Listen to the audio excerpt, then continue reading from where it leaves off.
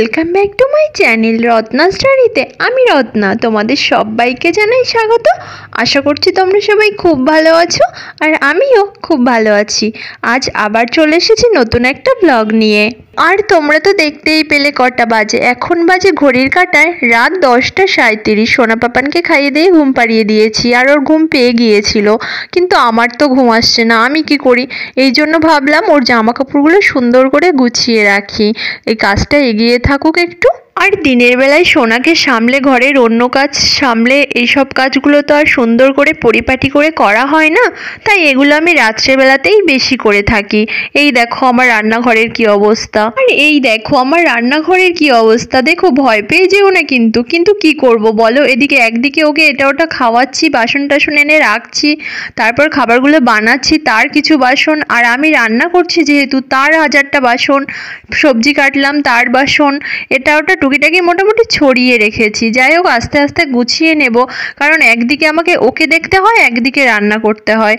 আর জানো তো, এখন না সবসময় একটা আতঙ্কে থাকি, কারণ ও একটু হামা দিতে শিখেছে হালকা, আর যেহেতু উঠে বসতে শিখেছে, আর বারবার উঠে বসতে বসতে এক জায়গা থেকে অন্য জায়গায় চলে যায়, আর হালকা একটু হামা দিতে শিখেছে যেহেতু একটু একটু এদিক থেকে ওদিকে যেতে পারে, অনেকটাই যায় যেহেতু সারা খাট নিয়ে গড়াতে থাকে।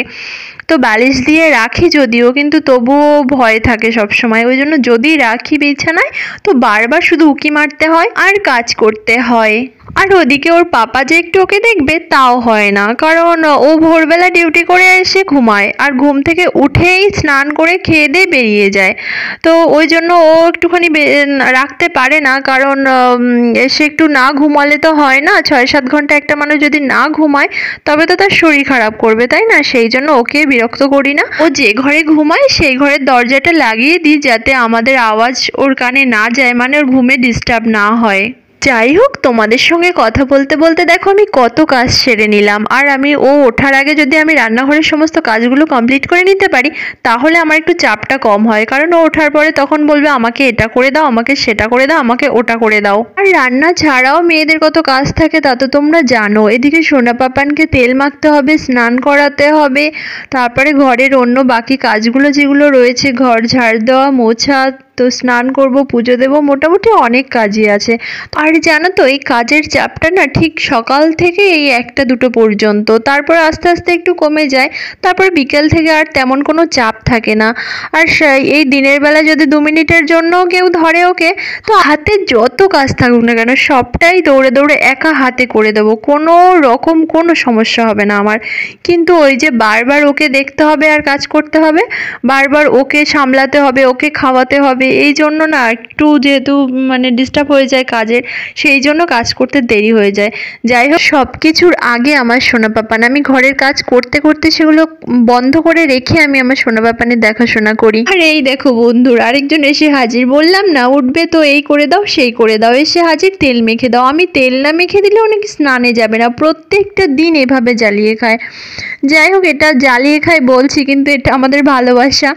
আর হচ্ছে এটা একটা খুনসুটি, এটা আমার খুব ভালো লাগে। আমি চিৎকার চেঁচামেচি করি ঠিকই রোজ দিন, কাজের মধ্যে এসে এভাবে বিরক্ত করে, আর হচ্ছে কষ্ট হয়ে যায়, তবুও আমার এটা খুব ভালো লাগে যে ওকে আমি তেল না মেখে দিলেও স্নানে যায় না। যতক্ষণ পর্যন্ত তেলটা না মেখে দেবো, ততক্ষণ পর্যন্ত আমার পিছনে শুধু বকতেই থাকবে, তেল মেখে দাও, তেল মেখে দাও, তেল মেখে দাও, স্নানে যাব, দেরি হয়ে যাচ্ছে। আরেকটা কথা তোমাদের সঙ্গে শেয়ার করি, জানো তো বন্ধুরা, কে ধরলো আমার সোনাকে, কে ধরলো না, বা কে সময় দিল বা কে দিল না, বা আমায় কে সময় দিল, বা আমার জন্য কে কি করলো কে কি করলো না, সেটা নিয়ে না আমি সত্যি এখন আর ভাবি না। আগে খুব ভাবতাম, বা খারাপ লাগতো, কষ্ট হতো, কিন্তু এখন না আমি একটুও ভাবি না, কারণ আমার জন্য আমার সোনা পাপান চলে এসছে, আর আমার সোনা পাপানের জন্য তো আমি আছি। আর হচ্ছে গিয়ে খারাপ লাগে এটা অনেক, মানে একা হাতে সবটা সামলানোর পরেও, একা হাতে সবটা করার পরেও অনেকে এসে অনেক রকমের জ্ঞান দেয়, তারপরে এসে অন্যের প্রশংসা করে, বা অন্যের কথা এত গাল করে মিষ্টি মিষ্টি করে বলে। হ্যাঁ, তো সেগুলো শুনতে শুনতে মাঝে মধ্যে খুব কষ্ট হয়। কষ্ট হয় অন্যের ভালো বলছে জন্য না, কষ্ট হয় আমি এতটা করি বা আমি আমারটা মানে এতটা করি বলবো না, আমি আমারটাই করি, কিন্তু একা হাতেই তো সবটা করি, কেউ তো এসে আমাকে কিছু করে দিয়ে যায় না বা সামলে দিয়ে যায় না, তাই না? তারপরেও মানে আমার কথা তো কই অন্যের কাছে গিয়ে বা অন্য কোথাও গিয়ে এত সুন্দর করে গাল পেরে কেউ বলে না। অন্যের কথা যতটা শুনতে হয় সবসময়, ওই করেছে, সে বাচ্চা নিয়ে এটা করে, অমুক বাচ্চা নিয়ে ওটা করে, একা হাতে বাচ্চা সামলে এটা করে সেটা করে। তো আমি ভাবি শুধু যে কই আমার কথা তো 5 জনের কাছে গিয়ে কেউ বলে না এভাবে এত মিষ্টি করে। যাই হোক, খারাপ তো অনেক কিছুতেই লাগে, কিন্তু খারাপ লাগাটা আর কজন বোঝে? নিজের লোক ছাড়া কি আর খারাপ লাগার ব্যাপারগুলো বোঝে বলো? আর নিজের লোক হয়ই বা কজন বলো? এই দেখো বন্ধুরা, তোমাদের সঙ্গে গল্প করতে করতে আমার কত কাজ হয়ে গেছে, ঘরের প্রায় সমস্ত কাজই কমপ্লিট। এদিকে টেবিলটা একটু ক্লিন করে নিলাম, আর এদিকে পুজো দেওয়া বাকি আছে, আমার স্নানও হয়ে গেছে, সোনা পাপানও ঘুমিয়ে পড়েছে খাওয়া দাওয়া করে, আর আমার পুজো দেওয়া হয়ে গেলে আমার প্রায় কাজই কমপ্লিট, শুধু খাওয়া দাওয়াটা বাকি থাকবে, আর ও উঠলে ওকে খাইয়ে দেবো। ও আজকের মেনুটা তো তোমরা দেখলেই কি কি আছে। মেনুতে রয়েছে ভাত, ডাল, সাথে বেগুন ভাজা, আর রয়েছে চিকেন।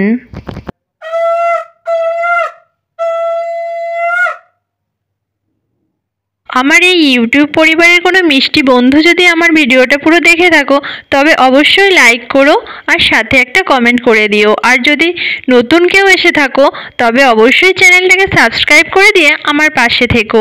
চুলটা স্টেপ কাট করা, আর আমি নিজেই করেছি, যেহেতু চুলটা ভিজে তাই অত ভালো বোঝা যাচ্ছে না। যাই হোক, আজকে ভিডিওটা আমি এখানেই শেষ করছি, দেখা হবে পরবর্তী কোনো ভিডিওতে, ততক্ষণের জন্য সবাই খুব ভালো থেকো, টাটা।